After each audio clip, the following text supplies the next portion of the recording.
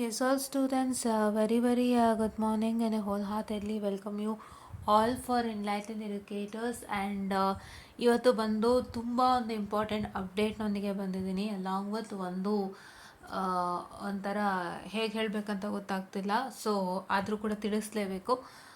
So ಮೊದಲನೇದಾಗಿ ಒಂದಿಷ್ಟು personal ರೀಸನ್ಗಳಿಂದಾಗಿ so I want to keep it private, my personal reason. So ಯೂಟ್ಯೂಬ್ನ ನಾನು ಆದಷ್ಟು continue ಮಾಡೋಕ್ಕಾಗ್ತಿಲ್ಲ.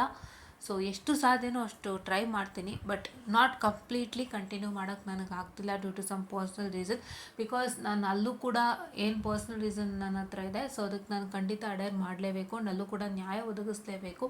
So I don't want to mention what is that, but yes, ಹಾಗಾಗಿ ನಾನು I want to discontinue this for a while.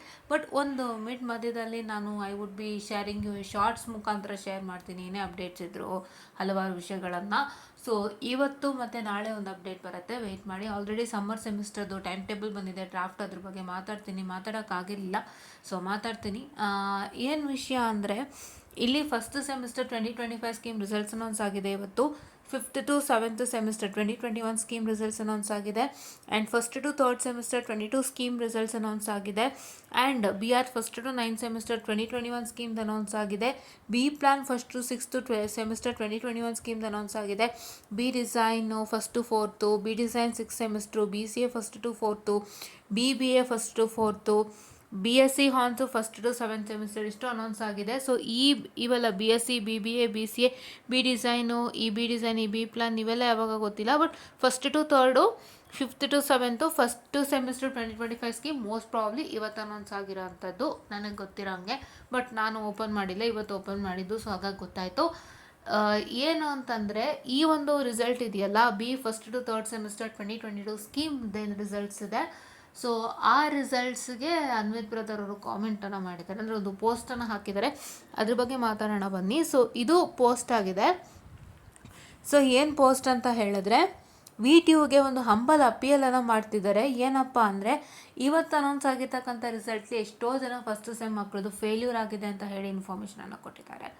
So ನಾನು ಹೇಳೋದು ಇಷ್ಟೇ, ಏನು ಗೊತ್ತಾ, ನ್ಯಾಯಯುತವಾಗಿ ಬಂದಿದ್ರೆ ದಯವಿಟ್ಟು ಮಾರ್ಕ್ಸನ್ನು ಕೊಡಿ, ಇಲ್ಲಾಂದರೆ please don't make students come into a problem wherein they fail. Okay, so ಅವರಲ್ಲಿ ಸರಿಯಾಗಿ ಬರ್ದಿಲ್ಲ ಅಂದಾಗ ಅವ್ರಿಗೆ ಏನು ಆಗಬೇಕೋ ಅದಾಗಲಿ.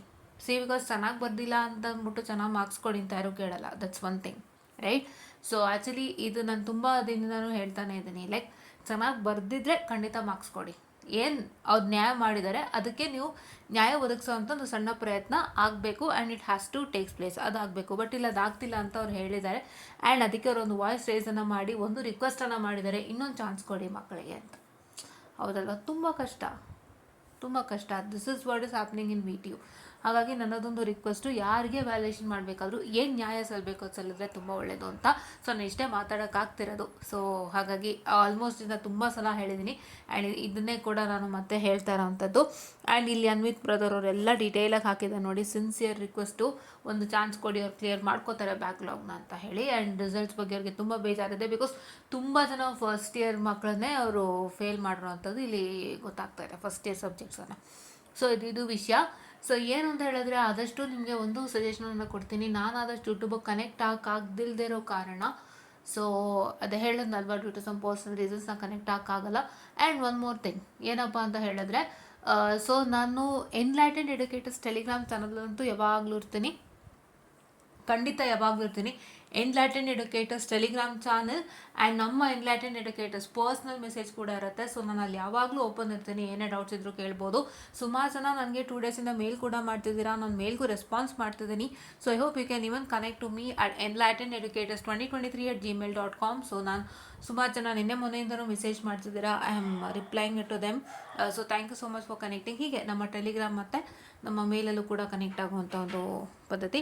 ಸೊ ಇದಿಷ್ಟು ನೀವು ಮಾಡ್ಬೋದಾಗಿರುತ್ತೆ.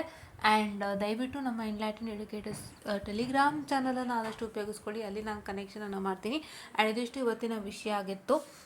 ಸೊ ಇದನ್ನು ತಿಳಿಸೋಣ ಅಂತ ಹೇಳಿ, ಆ್ಯಂಡ್ ಇವತ್ತಿನ ಅಪ್ಡೇಟ್ ಬಗ್ಗೆ ಕೂಡ ತಿಳಿಸ್ತಾ ಇದ್ದೀನಿ. ಸೊ ಇದಿಷ್ಟು ನಿಮಗೆ ಗೊತ್ತಾಗಿದೆ ಅನ್ಕೋತೀನಿ.